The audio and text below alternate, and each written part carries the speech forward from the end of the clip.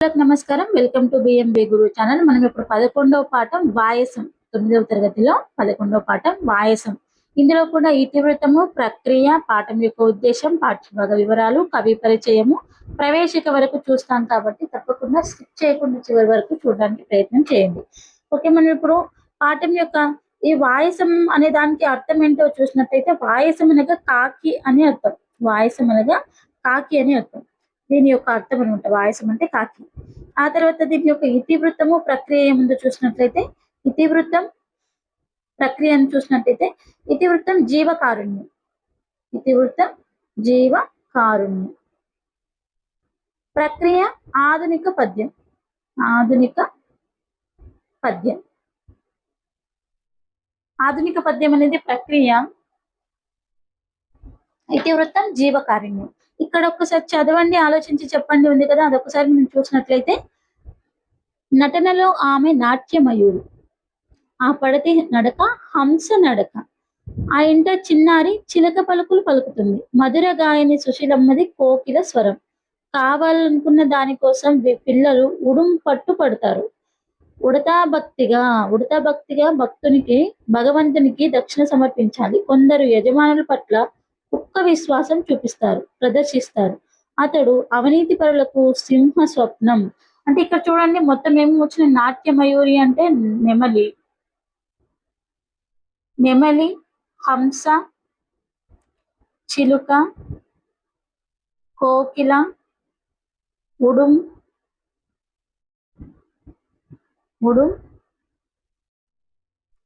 కుక్క, ఉడత, సింహం. ఇలా అన్ని జంతువులతో గాని పక్షులతో గాని ఇక్కడ మనం పోల్చడం అనేది జరుగుతుంది కదా. జంతువులతో గాని పక్షులతో గాని పోల్చిరు ఇక్కడ.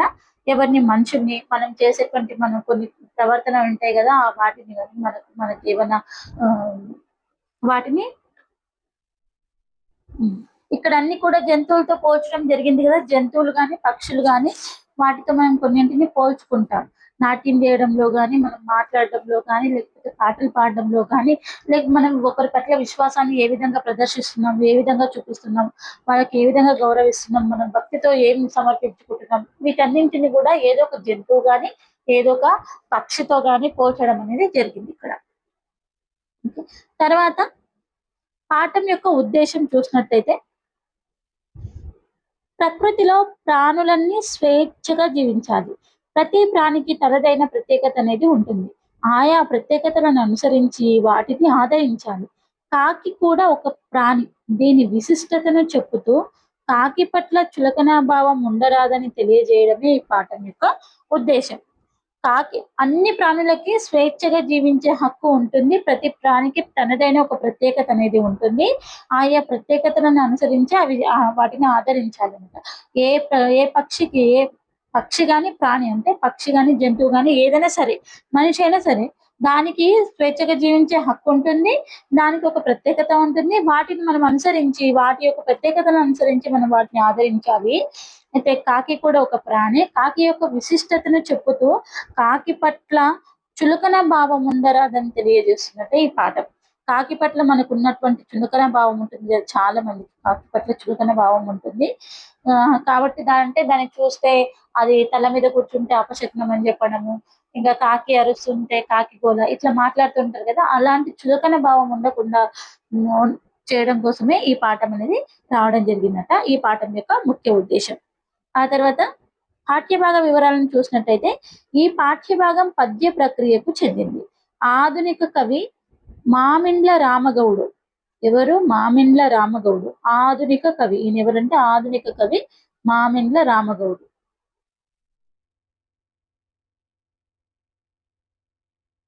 మామిండ్ల రామగౌడు రాసిన రసతరంగిణి ఖండకావ్య సంపుటిలోనిది ప్రస్తుత పాఠం.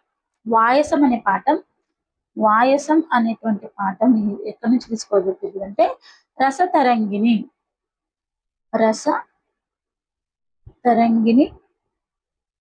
ఖండ కావ్యం నుంచి తీసుకోవడం జరిగింది. ఖండ కావ్యం నుంచి కావ్యం సంపుటి, ఖండకావ్య సంపుటిలోనిది. గుర్తుపెట్టుకోండి, క్వశ్చన్ అడగడానికి అవకాశం ఉంది. ప్రస్తుతం వాయసం అనే పాఠంను పాయసం అనే పాఠంను ఎక్కడి నుంచి తీసుకోవడం జరిగింది? మామిండ్ల రామగౌడ్ రాసినటువంటి రసతరంగిణి అనేటువంటి ఖండకావ్య సంపుటిలో నుంచి తీసుకోవడం జరిగింది. ఇక్కడ నుంచి క్వశ్చన్ రావడానికి అవకాశం ఉంది. ఈయన ఆధునిక కవి. ఏ కవి? ప్రాచీన కవి కాదు, ఆధునిక కవి మామిండ్ల రామగౌడ. ప్రస్తుత పాఠం పద్య ప్రక్రియకు చెందింది. ప్రస్తుత పాఠ్యభాగము పద్య ప్రక్రియకు చెందింది. ఆ తర్వాత కవి పరిచయం చూసినట్లయితే, కవి పరిచయం తెలంగాణ ఆధునిక కవులలో మామిండ్ల రామగౌడ్ ఒకరు. ఈయన నిజామాబాద్ జిల్లాకు చెందినవాడు. ఈయన వర్ణి మండలం రుద్రూరులో రుద్రూరులో బాలమ్మ మల్లాగౌడు దంపతులకు జన్మించారు. వర్ణి మండలం. ఏ మండలం? వర్ణి మండలం, నిజామాబాద్ రుద్రూరు. నిజామాబాదు వర్ణి మండలం రుద్రూరు గ్రామం. రుద్రూరు గ్రామంలో ఎవరికి? బాలమ్మ ప్లస్ మల్లాగౌడు. బాలమ్మ మల్లా గౌడ్లకు జన్మించిన వాడు మన మామిండ్ల రామగౌడు. ప్రాథమిక విద్యతో చదువు ఆగిపోయిన తర్వాత కాలంలో బిఏఎల్ పూర్తి చేసి తెలుగు పండితునిగా ఉద్యోగం చేశాడు. తెలుగు భాషపై మక్కువతో 20 ఏండ్ల వయసు నుండే రచనలు చేయడం ఆరంభించాడు. శబరిమాత శతకం, నరసింహ శతకం, కవిగౌడప్ప శతకం వంటి భక్తి నీతి శతకాలతో పాటు రసతరంగిణి, కవితా సుధాలహరి, గౌడ ప్రబోధం మున్నగు రచనలను వెలువరించాడు. తనదైన శైలిలో వస్తు వైవిధ్యత కలిగిన రచనలు చేసిన రామగౌడు సుకవి సుధాకర, మధుర కవి, కవి కోకిల వంటి బిరుదులను, పలు సత్కారాలను అందుకున్నారు. ఇక్కడ ఏమేమి పాయింట్స్ వస్తున్నాయో మనం సైడ్లు రాసుకున్నట్లయితే, ఇక్కడ పక్కన పేపర్ ఉంటుంది కదా, ఖాళీ పేపర్లో మీరు రాసుకొని మళ్ళీ రివిజన్ చేసేటప్పుడు అక్కడ ఏమేమి ఉందో ఒకసారి ఆ పాయింట్ వైజ్ గా నేర్చుకున్నట్లయితే మీకు బాగా గుర్తుంటుంది, ఇట్లా థీరీగా చదివే కన్నా. ఇప్పుడు మనం రాసుకుందాం ఒక్కసారి ఇక్కడ ఏమేమి వస్తున్నాయో. ఇతనిది నిజామాబాద్ జిల్లా. మొదటి పాయింట్కి వెళ్ళినట్లయితే ఇతనిది నిజామాబాద్ జిల్లా. పాయింట్ వైజ్ గా రాసుకున్నట్లయితే మీకు బాగా గుర్తుంటుంది కాబట్టి, ఫస్ట్ పాయింట్ ఇతని జిల్లా ఏది అంటే నిజామాబాద్ జిల్లా.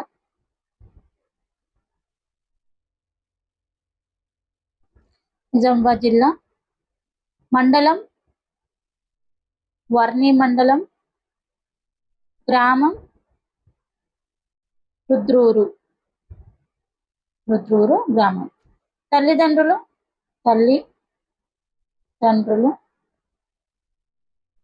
ఎవరంటే బాలమ్మ మల్లాగౌడ్. ఓకే. ఆ తర్వాత ఆయన ప్రాథమిక విద్యతో ఆగిపోకుండా తర్వాత కాలంలో బిఏఎల్ పూర్తి చేసి తెలుగు పండితునిగా కూడా ఉద్యోగం చేశాడు. తెలుగు భాషపై మక్కువతో 20 ఏళ్ల వయసు నుండి ఆయన రచన చేయడం ప్రారంభించాడు. ఈయన రాసినటువంటి కొన్ని శతకాలను చూద్దాం. శతకాలు ఫస్ట్ ఏంటంటే శబరిమాత శతకం,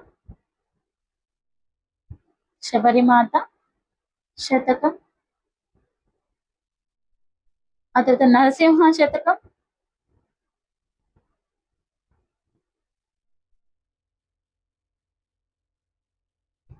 కవిగౌడప్ప శతకం.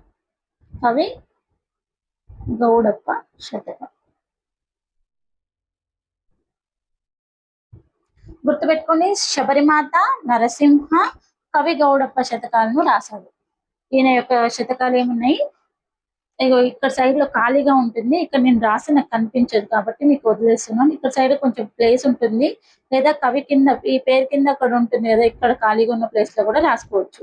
ఇక్కడ శతకాలు అని చెప్పేసి 1 2 3 4 అని పెట్టి కింద రచనలు అని చెప్పేసి అట్లా రాసుకున్నట్లయితే మీకు ఇక్కడ ఏమేమి ఉన్నాయని థియరీలో చదవడం కన్నా ఇలా పక్కన రాసుకొని చదివితే బాగా గుర్తుంటాయి కాబట్టి అలా రాసుకోండి. శతకాలు ఏమున్నాయి? శబరిమాత శతకం చూసినట్లయితే శబరిమాత శతకం ఉంది. శతకాలు శబరిమాత, నరసింహ, కవిగౌడప్ప శతకాలు, ఈ 3 ఈయన శతకాలు. వీటిని శబరి, నరసింహ, కవిగౌడప్ప శతకాలు, ఈ 3ంటిని గుర్తుపెట్టుకోండి ఈయన యొక్క శతకాలు. ఆ తర్వాత రచనలు చూసినట్లయితే రచనలు ఏమున్నాయి అంటే రసతరంగిణి, కవితా సుధాలహరి, రస తరంగిణి ఒకటి. రెండోది కవితా సుధాలహరి. కవిత సుధా లహరి. తర్వాత గౌడ ప్రబోధం. మూడవది గౌడ ప్రబోధం. ఇవి ఈయన యొక్క రచనలు. రసతరంగిణి, కవితా సుధాలహరి, గౌడ ప్రబోధం. ప్రస్తుత పాఠం ఎక్కడి నుంచి తీసుకోవడం జరిగిందంటే రసతరంగిణి అనే ఖండ కావ్య సంపుటి నుంచి తీసుకోవడం జరిగింది. రసతరంగిణి అనేటువంటి ఖండకావ్య సంపుటి నుంచి ప్రస్తుతం వాయసం అనేటువంటి పాఠాన్ని తీసుకోవడం జరిగింది. వాయసం అనగా అర్థం కాకి. ఈ పాఠం మొత్తం కాకి గురించే ఉంటుంది. ఓకే, ఈ తర్వాత ఈయన రచనలు అయిపోయినాయి కదా. ఆ తర్వాత ఏంటి, ఇతని యొక్క బిరుదులు ఉంటాయి. ఇతను తనదైన శైలిలో వస్తు వైవిధ్యత కలిగినటువంటి రచనలు చేసిన రామగౌడు సుకవి సుధాకర, మధుర కవి, కవి కోకిల వంటి బిరుదులను మరియు సత్కారాలను కూడా అందుకున్నాడు అనమాట. ఈయన యొక్క బిరుదులను చూసినట్టయితే బిరుదులు ఏమున్నాయంటే సుకవి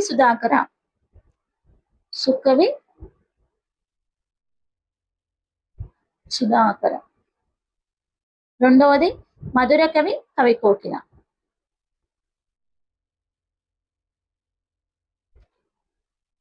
కవి కోకిల. ఇప్పుడు ఈ బిరుదులు ఇంకెవరికి ఉన్నాయి చూడండి. మధుర కవి అండ్ కవి కోకిల బిరుదులు ఎవరికి ఉన్నాయో మీకు గుర్తుంటే కింద కామెంట్ సెక్షన్ లో తెలియజేయండి. గుర్తులేని వాళ్ళకి నేను ఇప్పుడు చెప్తాను. మధుర కవి అనే బిరుదు కలిగిన వ్యక్తి ఎవరు అంటే వానమామలై వరదాచార్యులు. వానమామలై వరదాచార్యులు. కవి కోకిల బిరుదు కలిగిన వ్యక్తి గుర్రం జాషువా.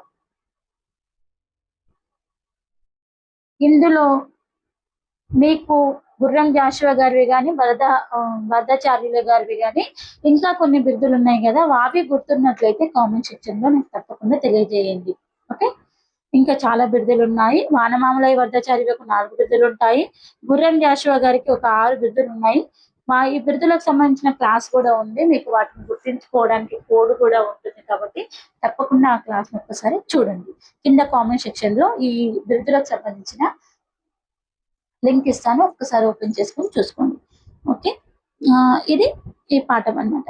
ఇందులో ఏమేమి వచ్చినాయంటే ఇతను నిజామాబాద్ జిల్లాకు చెందినవాడు. వర్ణి మండలము రుద్రూరు గ్రామంలో జన్మించాడు. బాలమ్మ మల్లగౌడ్ అనే దంపతులకు జన్మించాడు.